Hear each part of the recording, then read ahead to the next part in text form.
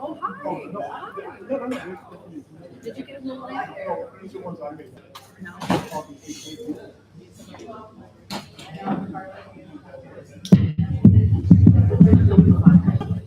You gotta like that.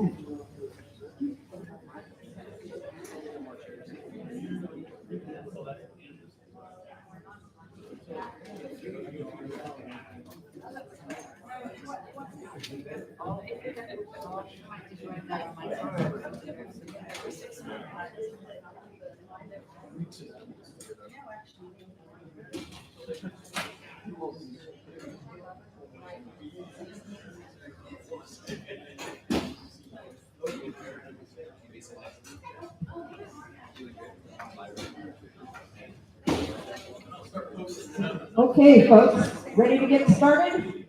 We have plenty of chairs. We just weren't sure how many chairs we needed, and there were 4 women and 1 man putting all these up, and we got tired. So, welcome, Corky. Welcome, Mary, and we'll get started on that note.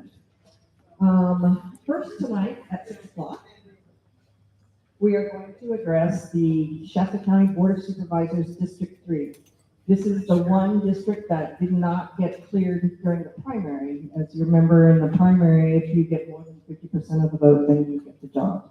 I got to figure out exactly where this is going to be, right here. So on behalf of the League of Women Voters of the Reading area, I would like to welcome you to the Candidates Forum tonight, and thank you for joining us. My name is Susan Morris-Wilson, and I will be your moderator tonight.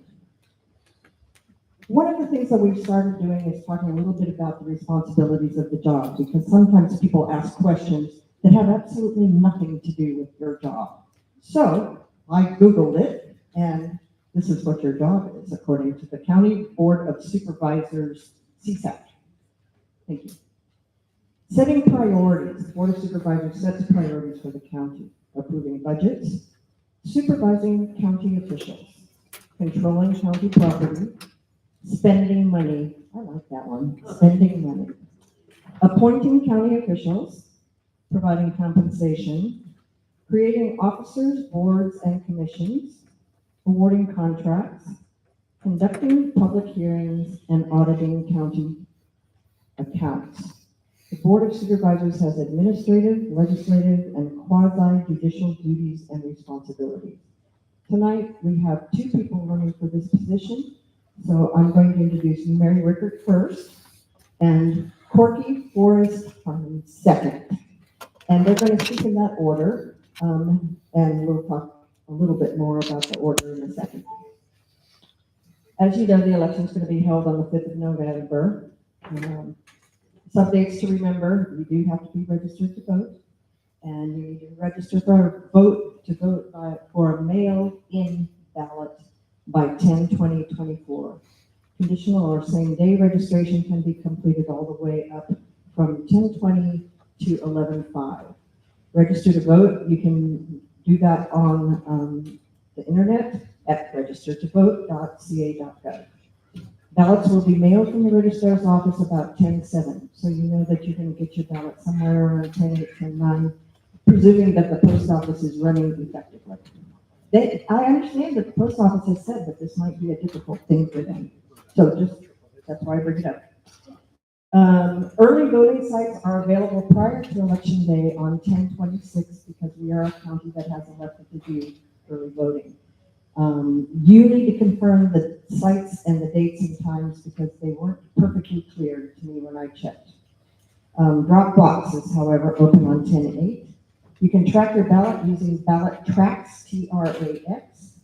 Vote by mail ballots must be postmarked on or before 11/5. And I want to talk just for a moment about the certification of elections. You need to remember that just because a number gets posted on the site on that evening, that is not the final number. The number is not final until it's certified by the county and then certified by the Secretary of State. The Secretary of State guarantees certification of whatever the count is by 12/13. So that's quite far out, and I think it's really important that you understand that particular thing. I want to remind you that the League of Women Voters is a nonpartisan organization. The League encourages informed and active citizen participation in government and influences public policy through education and advocacy. So you see us doing forums occasionally and stuff like that. The League does not endorse candidates for partisan office. Tonight we will be recording our proceedings as follows. Mike has given me all these instructions, but we are doing a video. And we are live streaming at Mr.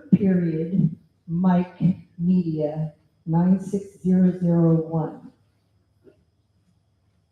on YouTube.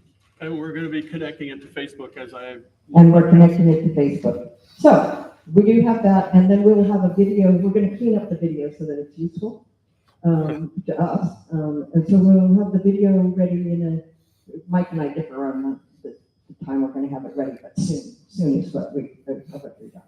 So tonight, let me describe the procedure that we're going to use. As you came in, you saw 3x5 cards. The League does not write the questions. You get the questions from the audience. Ladies who are picking up cards, would you wave your card hands like this? Yes. And then we work on the cards and make them into English for me to read and in good writing, so that for me to read.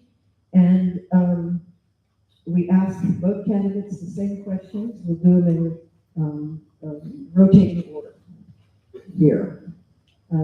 We ask that your questions be general.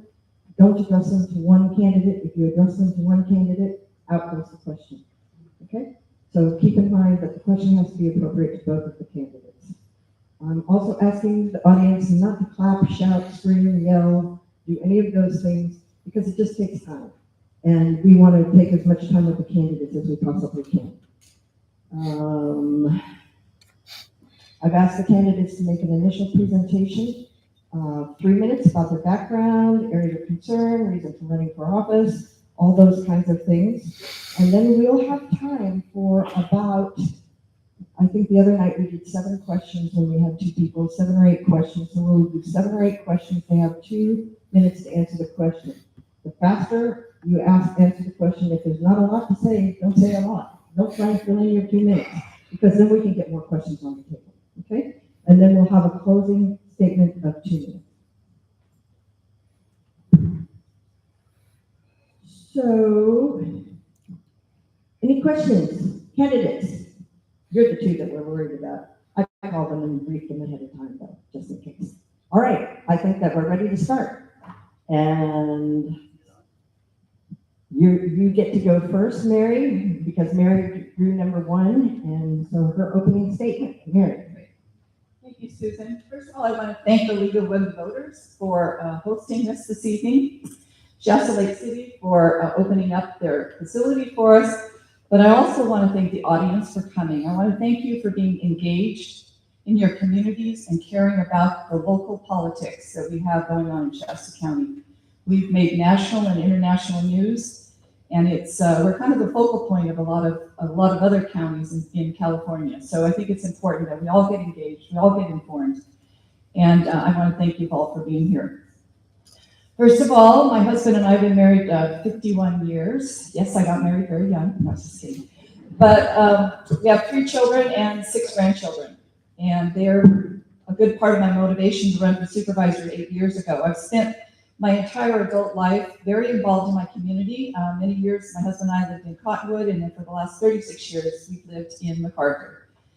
I have a list of some of the things I've done over the years. Served as a 4-H leader, Anderson Union High School Scholarship Committee, Shasta College Ag Advisory Board, Accreditation Committee, Fall River High School Board of Directors. I founded the Bernie Fall River Education Foundation, Fall River Boosters Club. I was a sober grad night chairman for many years, NAMI instructor, National Alliance for Mental Illness for the Family to Family course. Jim and I posted a lot of tours for kids and other people through the Shasta Land Trust.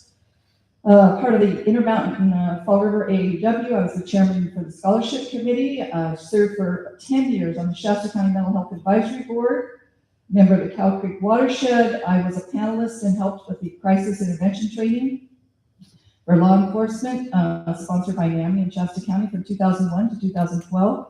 I was chairman of the Children's Committee, a subcommittee of the Shasta County Mental Health Board. I mentored a teenage girl for 4.5 years through +1 mentoring. I was appointed by Supervisor Glenn House to the Psychiatric Hospital Facility Community Committee. I think, Susan, we were on that together, weren't we? Yes. A parish council member.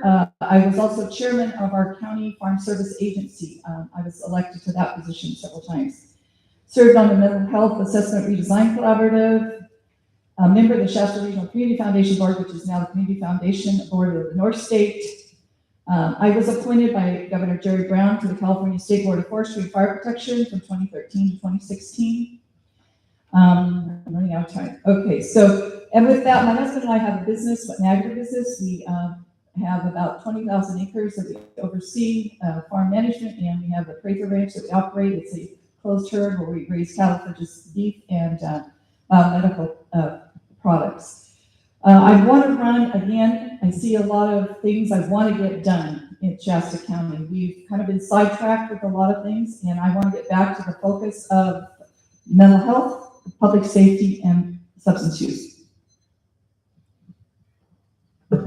Thank you. And Corky, could you give us your opening statement?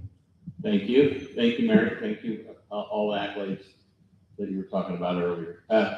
I'm born and raised in Shasta County, born at Emergency Medical Center. I was thinking earlier when I was driving in here 3 generations ago, my family moved here and we lived over in Pine Grove when there was just a camp there with the wooden floors and the pop-up tents. Of course, I don't remember that, but I remember my grandpa and my dad telling us about it. They had one community water well. Anyway, I'm just telling you that to let you know that I am a long time, 3rd generation. I'm I've got 4. I'm a little behind you, Mary, on the grandkids. So I've got 3 kids and three grandbabies, which is a motivation. I agree with you, Mary. It's a very big motivation to see them grandbabies, and I would love for my family to stay here. I shared something the other night. One of the things that kind of told me how I felt about what I'm doing right now, which was I went to the fuel my truck up about 6 o'clock in the morning in Palo and a friend contractor of mine pulled up next on the other side of the pumps, and he got out and said, "Hey, how we doing?" You know, we said a few things, hadn't seen him in a while. And he said, "I don't know how much longer my wife and I are going to be able to stay here, and we're thinking about moving to Idaho." I got up on the little island there. It's about, it looked like a podium to me, with a garbage can there. And I said, "No, you're not. You're going to stay right here." He's a friend of mine, so I could talk to him like this. But I said, "We're going to stay right here, and we're going to push back, and we're going to do everything we can to improve. This is where I'm from. This is where you're from. This is where your family's from." And I, by the time I got done with about a 5-minute little orientation with him and I stepped off my podium, he said, you feel better?" I said, "Yeah." I said, I guess that was I had a little vented up frustration there about hearing people saying they're going to move away.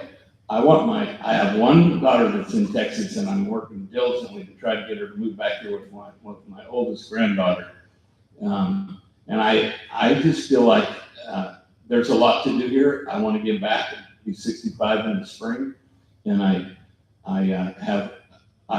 a businessman, and I have 3 successful businesses here. I'm a project manager. I want to see what a good business sense will do for the board. I think a good board is a diversified board. I feel like let's stay here. Let's fix it. Let's do what we can. If you move to Idaho, it's just going to follow you, whatever the problems are. Well, that was kind of quick. Yeah, I know, that was the fastest 3 minutes in your life, that's the way it works. So pick up that microphone, Corky, because you get to answer the first question first. Yes, ma'am. And the first question is, if you had to pick one goal, one thing that you really want to affect in, if you step onto the Board of Supervisors, what would that thing be and how would you do it? 2 minutes. That's a tough question because it's hard to narrow it down to one thing. My number one priority, I can't even call it my number one priority, but one of my priorities is to bring some continuity back to the board. I get a little frustrated. I'm sure everybody in here gets a little frustrated with all the infighting. I'm not blaming it on anybody in particular. I think everybody's involved. All 5 of them. It seems like they don't get along. They don't talk. They don't. And it needs to be. It needs to be friendly. It needs to be. There's no reason why we can't disagree with something and be very polite about it. To say it, pointedly. We all experienced it in there at the board. It's no way to do business, and I feel like that's one of the things I'll bring to the board. Is I've spent my entire life, well, most of my life, doing projects, bringing people together, bringing crews together, working with owners, working with employees, getting projects done, getting things done. I'm a doer. I have 30 years of experience making stuff happen. I've been successful at everything I've taken on. I want to take on the job as county supervisor, and I feel like I'll do a good job for the people. I think it's all about the people. I want to represent the people.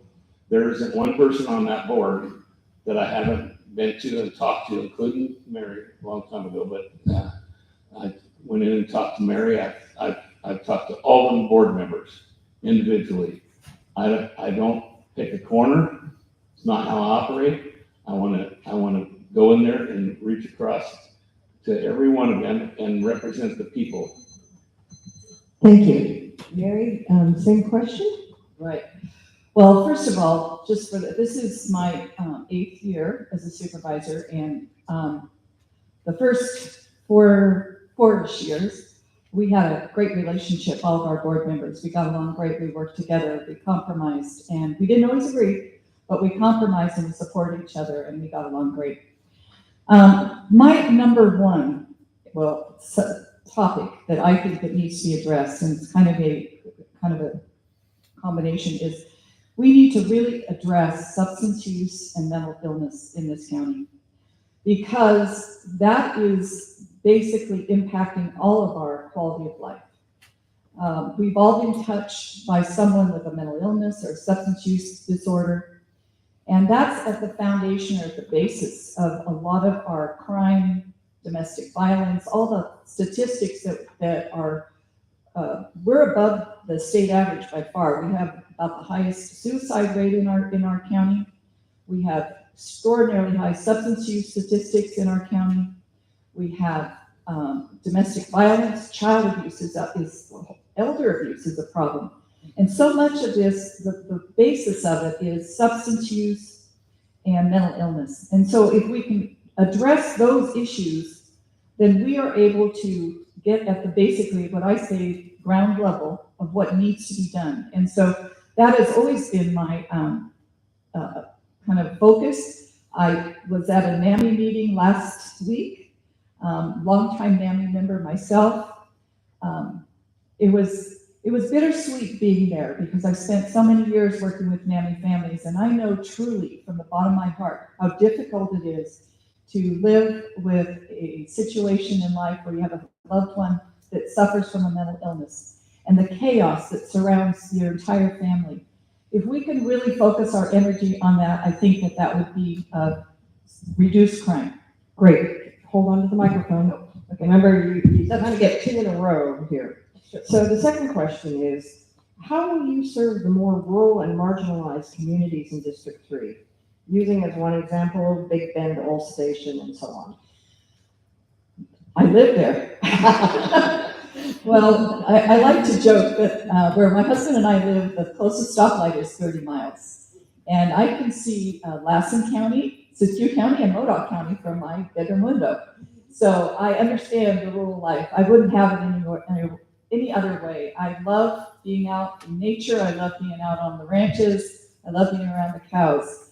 I understand the rural lifestyle. I understand the frustrations that farmers and ranchers experience with weather, commodity prices, all of that. So I feel I really can relate to those that live in the far reaches of the county and who live that same kind of lifestyle.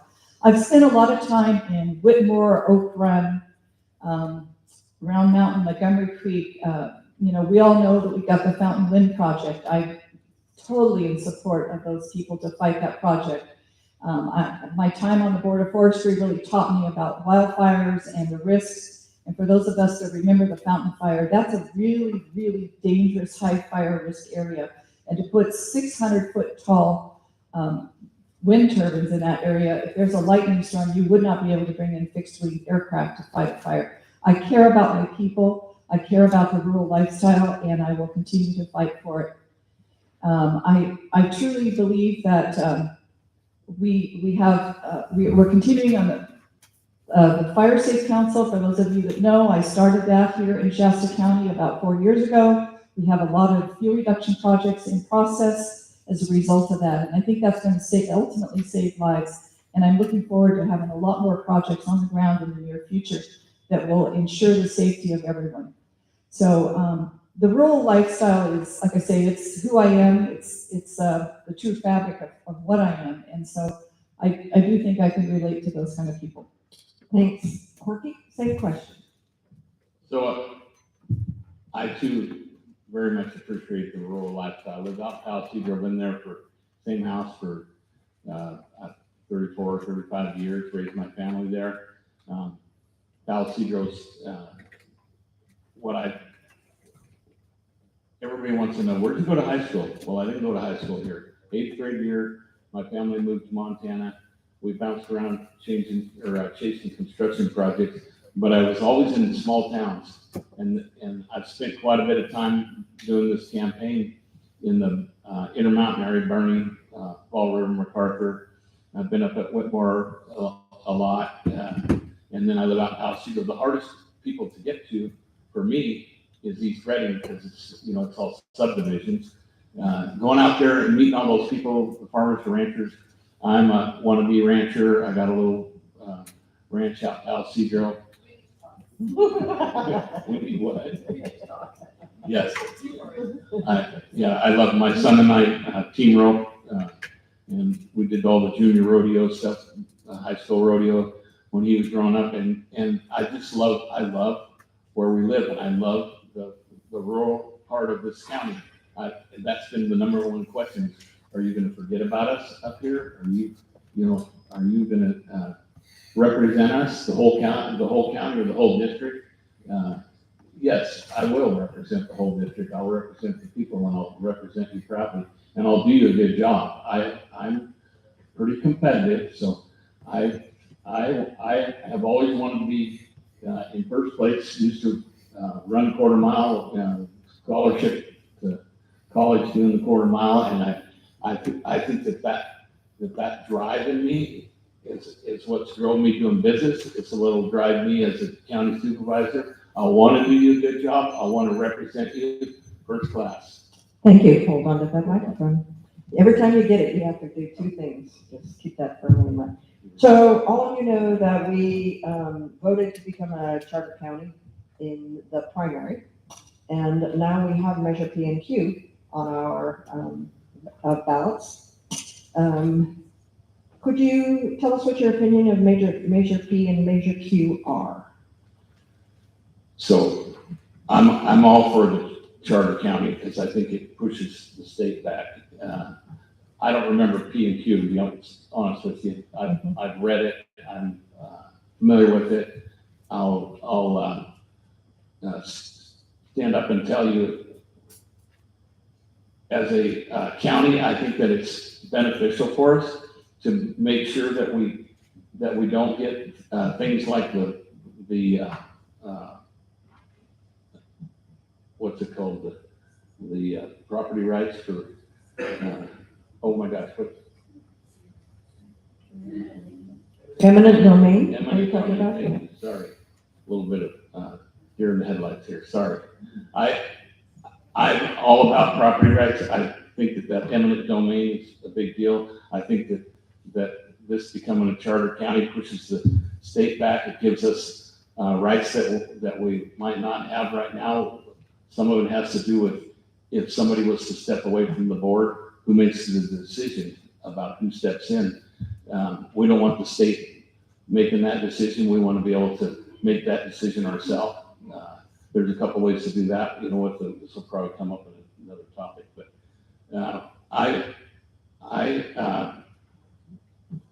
I will learn everything there is to know about all these, and I'm a little behind here because I know Mary's been in this job for 2 terms.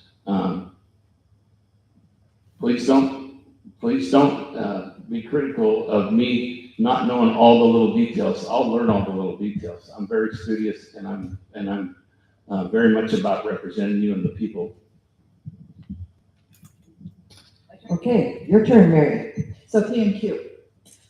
Well, first of all, I voted no on the ability for the Board of Supervisors to appoint, and it also means you can also bring it to a special election for various positions. Mm-hmm. The reason is, from what I've experienced in the last 3 or 4 years, I understand how boards can become politically lopsided, and I think it's really important. It's imperative that the people have the voice. I don't think it's right for 4 supervisors to pick another supervisor from a district that, say, District 4. I think the people from District 4 should pick that supervisor. So I am absolutely against it. I think this gives too much power to the Board of Supervisors, and I don't feel that that is going to be in the best interest of each individual person in any given district that loses a supervisor and needs to have that opening filled. So that was my very strong stand on that. As far as eminent domain was concerned, I contacted our Public Works Director and I said, Troy, how many times has the county used eminent domain in the last 25 years? And he looked it up for me. He said 3 times. And it was for 2 bridges and a bike lane. It wasn't taking people's property rights away from them. As I very clearly stated early in the program, my husband and I are involved in property rights. Jim's an accredited appraiser. I'm very familiar with property rights. This measure that they have proposed is not what it truly is being used for currently.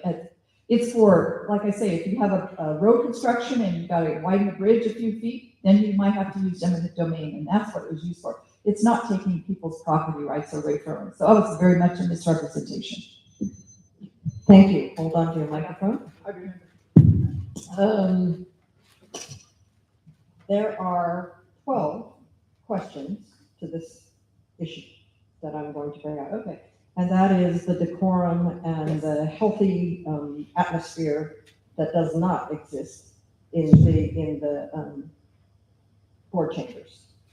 Do you have any ideas about how we can fix that? I do. As I stated earlier, when I was on the board for my first term, we didn't have that problem.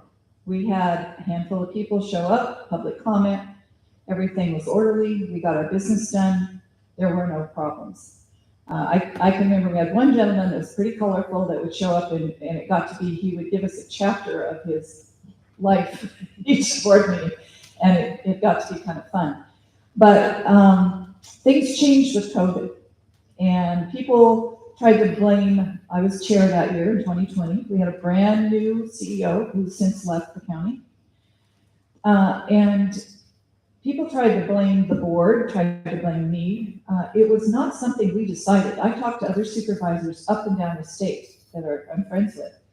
We opened our chambers far sooner than any other county, let me tell you. And when I was chair, Matt Pontus, he was the CEO and I at the time, we would sit and brainstorm, how could we let people still have their say? We allowed them to call in by telephone. They could email us. We actually even opened the back doors to the board chambers. We put a microphone back there so that people could still come. And so we did everything we could to try and accommodate people, because I always wanted to listen to people. And even if someone got up, and if some of you have seen, there's been a lot of lack of decorum, and I've been chastised, I'll use that word, and called all kinds of names, etc. I don't respond. And I think I've seen in the last few years, other board members do respond and make remarks back to the speaker. And I feel that's reprehensible. You don't have to agree with what the speaker says, but show some respect. And if you show respect as a board of supervisor, that will equate to respect in the audience. Thank you. Corky, same question. Well, we did remove all the seating in the auditorium at that time. I would not have closed the board room down. I just wouldn't have done it. I would have pushed back on it. It's not, I think that was the beginning of causing all our problems. Yeah, I truly believe that. Like I said earlier, I'm very much a people person. I went to 14 different schools when I was growing up. I learned early on to learn how to get along, to learn how to fit in, to learn what to do, to not get tied with the wrong kids. When I was in school, it's sort of a little bit the same when you're an adult. You got to know who to. And everybody's been trying to push me in a corner, get me to be part of this little group or that little group. I've done a good job of being a grassroots about the people. I've met with, like I said earlier, I've met with all the incoming candidates for supervisors to be. I've spent my whole life getting along with people and bringing people together for the right jobs, and having people that are not fitting in, not allowing them in to the management positions. I think that it's very much a skill that needs to be part of a good board member. I feel like the people have been misrepresented in a lot of ways. I think that we're allowing too much of, in that case, too much of Sacramento to tell us how to run our business up here, and I think that it needs to stop. Thank you. Hold on to the microphone. Next question. The board appointed an election commission. I would like your thoughts about having an election commission for the board and what you expect from them. So I don't think anybody in this room can honestly say that there's not concerns about a secure elections, that we haven't had problems, that we don't have problems. Nobody can say that, not honestly. Why would you not want voter ID, for instance? Why? We have to have voter ID for everything else. It's something that I think it needs to be very transparent. It needs to be opened up, and we need to dig into it. I see a lot of people shaking their heads. I don't know why you would be against voter ID. Why would you be against voter ID? Let's just make that the number one deal. That should tell you something right there. If we don't have voter ID, we have voter ID for everything else, for a driver's license, for anything we do. You got to have voter ID. You're here.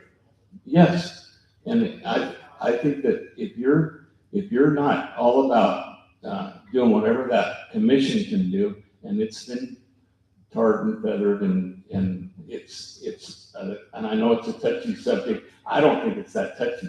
I think that we need to be very optimistic about what they can dig up and find. I have a personal friend of mine that used to work for me in my office that moved to Bend, Oregon.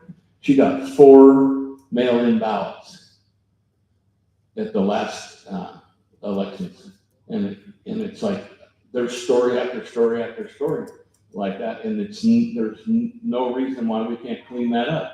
Let's clean it up, and let's get confidence back in what we're doing with the elections. Shasta County's not the only one. It's worse in other places, but it's certainly affected here. Thank you. Mary? Yes. The election commission is something that I have not been supportive of. I did finally appoint someone just because I wanted to be sure that we had some balance on the commission. The budget for 23-24 was approved at $55,000. I think that to date we've realized expenditures of over $15,000. And that's $26,653 just for extra outside counsel, not inside counsel, but that's extra outside counsel. They, in my mind, and this is what, September 12th, have not brought anything of substance to the board that has proven any irregularities and any voter fraud. I've always said, show me the fraud. I've gotten to know a gentleman by the name of Dr. Justin Grimmer. He is with the Hoover Institute from Stanford. It's a nonpartisan think tank. I've spent a lot of time with him, as did Kathy Darling Allen. We met with him, had several virtual meetings, and he's an expert in this field. And we talked at great length about the Dominion machines. There's been what, 63 court cases that have been thrown out saying that there is not a problem with them.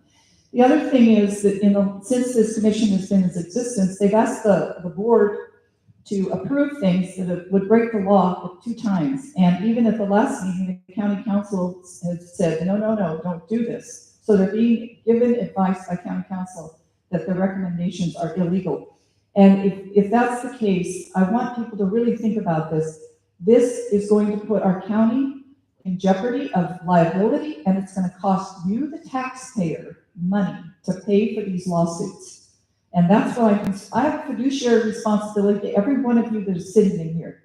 And that's what I will continue to do, is to make sure we are risk averse in Shasta County.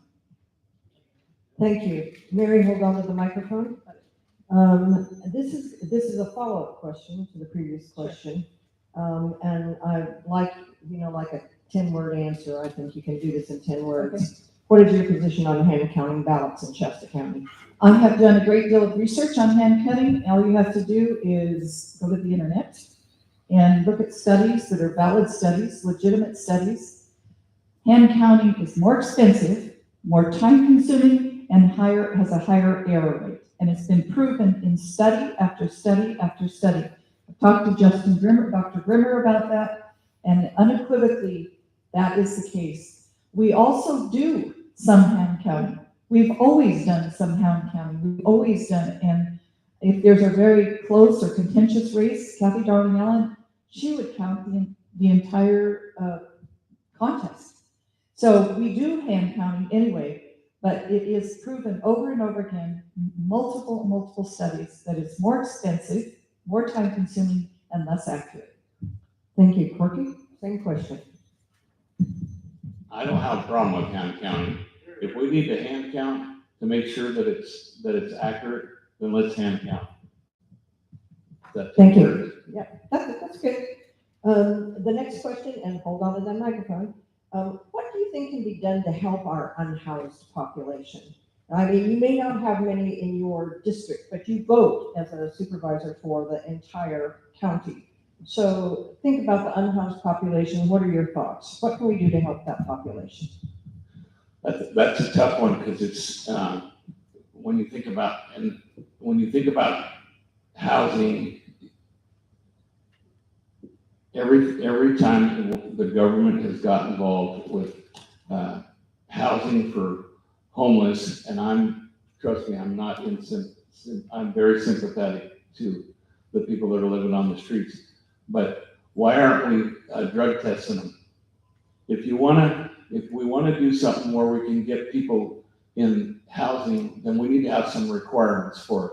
I'm all about trying to help out, but if we aren't doing that in a way that's got strings tied to it, so to speak, for those people that we want to help, if we're just handing them a place to stay, handing them vouchers, handing them whatever, and we're not putting them into some kind of a program, making it required for them to go through a program, for instance, that keeps them accountable to what we're doing to try to help them, then I think we're kidding ourselves. We're just going to spend more money. We're going to end up with whatever it happens to be, apartment housing or whatever it is. It's going to end up trashed.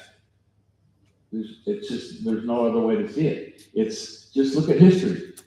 It doesn't work. Thank you. So, housing is a big part of the homeless issue. It's been proven, evidence-based, that housing does stabilize people in their lives and enables them to oftentimes get back on their feet.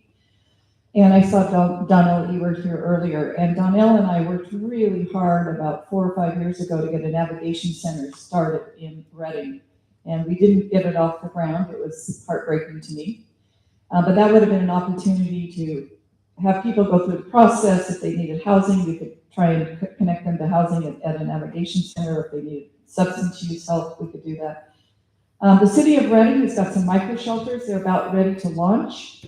So is Good News Rescue Mission. We're getting additional housing. I just noticed driving in, there's a new complex here in Shasta Lake City. I've talked to the city manager about that. I'm real excited for them. And during my time as a supervisor, I met with Northern Valley Catholic Social Services. We had the county. We had Lindora from Hill Country Community Clinic, and we met in Bernie and met with some citizens. And we launched a project with K2, who's done a lot of building in Shasta, and I think they're doing this project down here. Anyway, we have the Bernie Commons now that we're actually providing more available housing. And some of that housing is available for people that are functional, be able to function on their own, but they have some kind of diagnosis. And so we do have, like I say, Northern Valley Catholic Services, the social services that does the management, and then case management gets involved too. So it's been shown and proven that housing does stabilize people. It gets them so they're more functional and able to be productive citizens. So I'm a great promoter of that, and will continue with that as I move forward as a supervisor. Okay, you're first on the next question.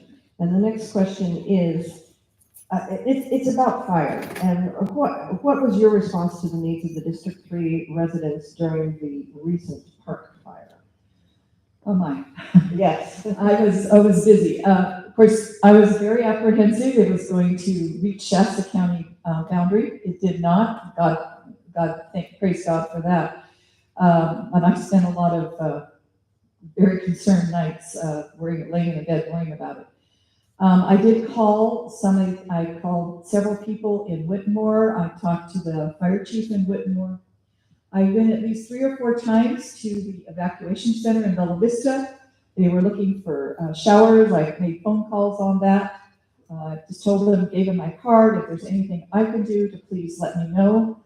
I went to the rodeo grounds at least twice and met with Mr. Bambino and the people there. And I noticed that some of our hay was there that we had sold to Shasta Farm and Equipment. I recognized it, Jim. But anyway, so make sure that they were functioning fine. I went to the Emergency Operations Center, and I went there several times talked to the staff, the sheriff's department, all the people that were working from the county, from the emergency operations center, so that I was fully engaged. And you can ask my husband, I think I must have 4 or 5 fire apps on my phone that I would check almost hourly to see what the status was. And I talked to the fire chief too. I'm very familiar with the area where the fire burned, especially the Tuscan Buttes, Inks Creek Ranch, Tuscan Ranch. We've appraised them. And I knew as it was coming our way toward Shasta County that though that's not a lot of trees in that area. So I was hoping that it would kind of burn itself out. Plus the old Ponderosa fire in the mountain area, hopefully that burn slowed it down too. So we were lucky it didn't hit us, but I was totally, and I talked to our CEO several times a day too, just checking in. Thank you, Corky. So back on the question before, I got it. The question was about homeless housing. And most of what I'm hearing is the housing that we're talking about with K2 and all those, that's low income housing. That's a little different. That's not what the question was. The question was about people that have no income, that are on the streets, and that's completely separate from what we're calling the K2 developments or the project in Bernie. Those are low income, helping people that can't afford housing, that maybe have a job, maybe have some kind of income that need help.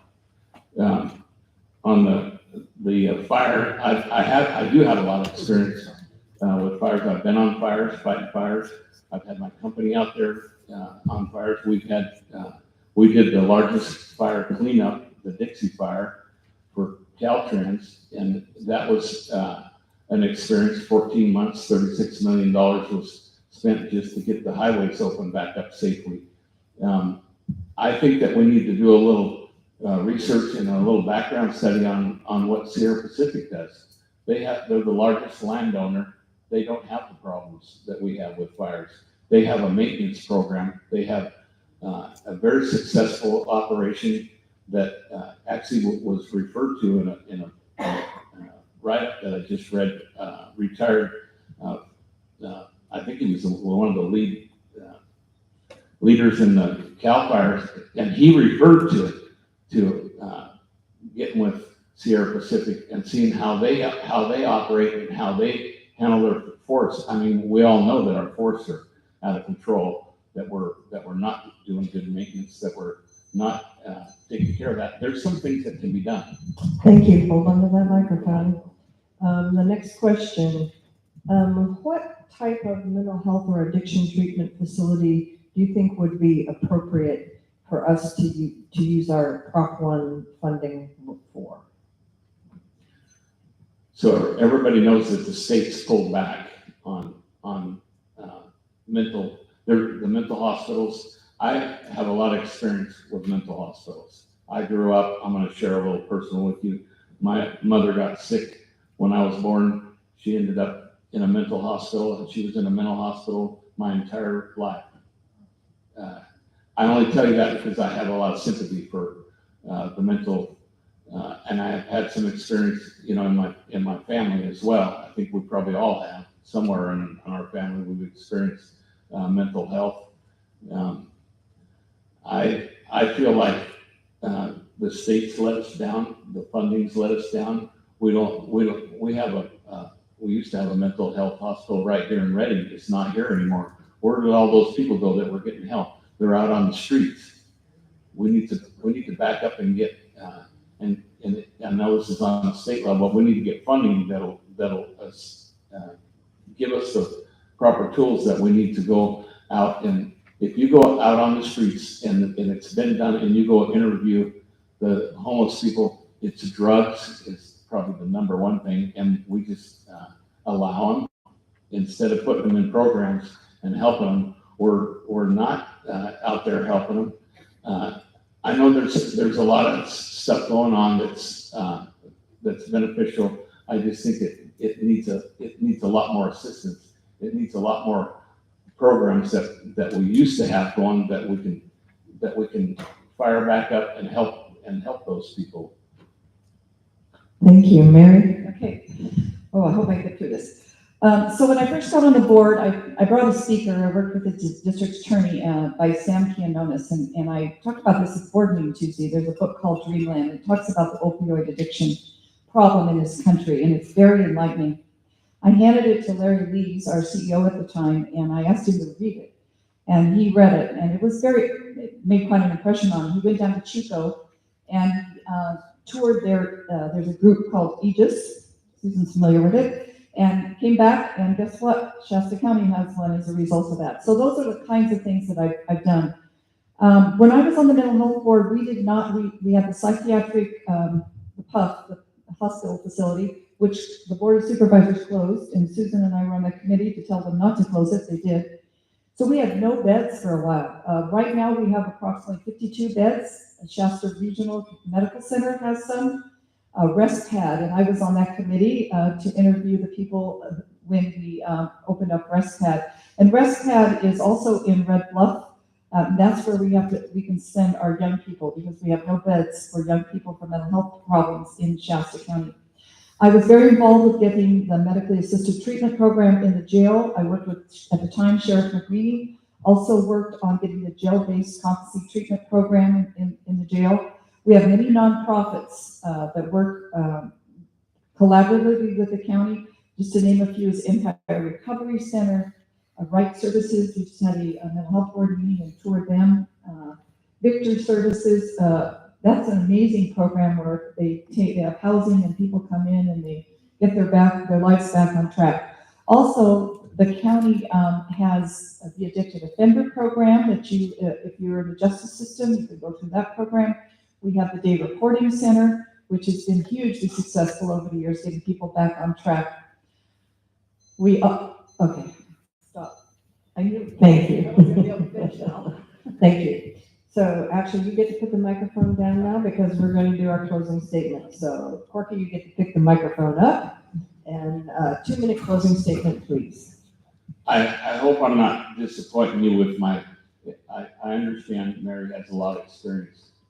She also has done 2 terms. We voted the 2-term limit in. It's time for a change. I'm the change that needs to happen.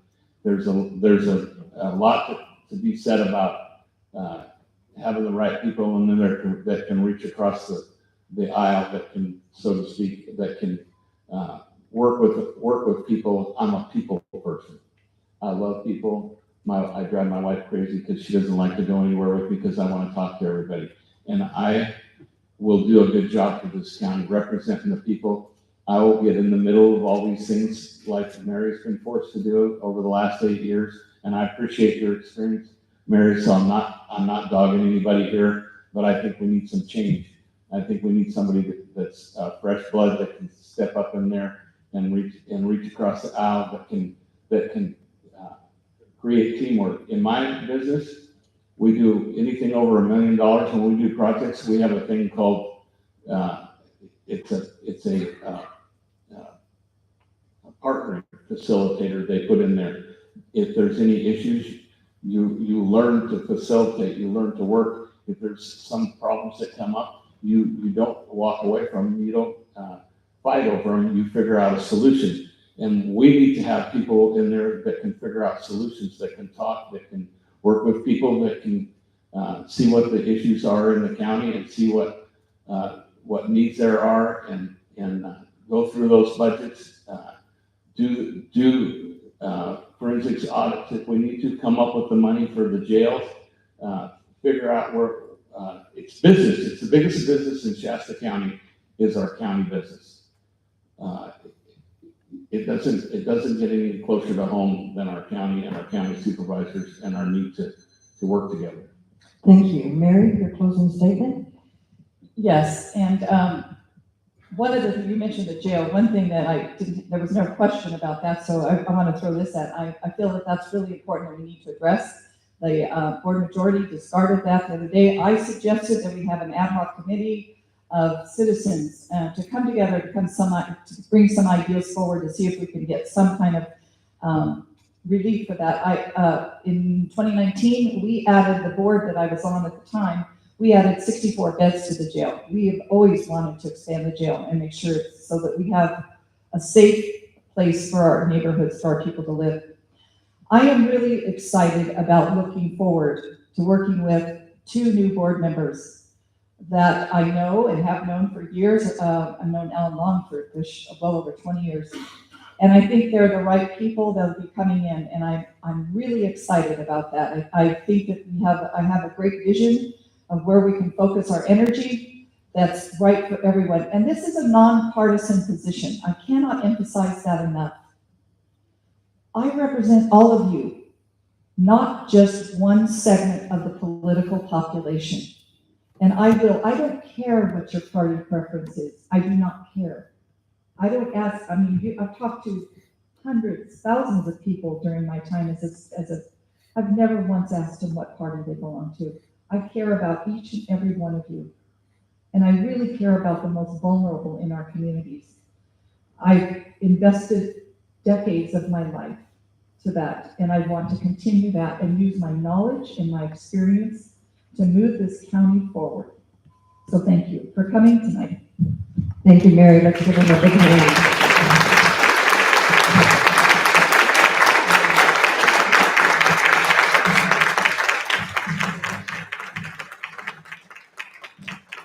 So I'm really proud of these two for all the work that they've done to get ready for this, and it's been great having you. On behalf of the League of Women Voters of the Reading area, I'd like to thank all of you for your attendance. That includes our forum for tonight. I want to remind you that we have a candidates forum for the Shasta Lake City Council right after this. And then on September 19th, we are going to be at Anderson City Hall Community Center in Anderson for the Anderson City Council. On September 25th, we're going to be at the Riverfront Playhouse, of all places, for the Shasta County Office of Education. And we have rarely done the Shasta County Office of Education, but we feel this year that it's of primary importance to our community to address the education of our students. Now, keep in mind that the Shasta County Office of Education does not run the school districts, but it does have connections with them and provides guidance, some financial advice, and other things. So it's really, that's a really important election, and I want to encourage all of you to join us there for that one. And my last statement really is, please vote. Thank you.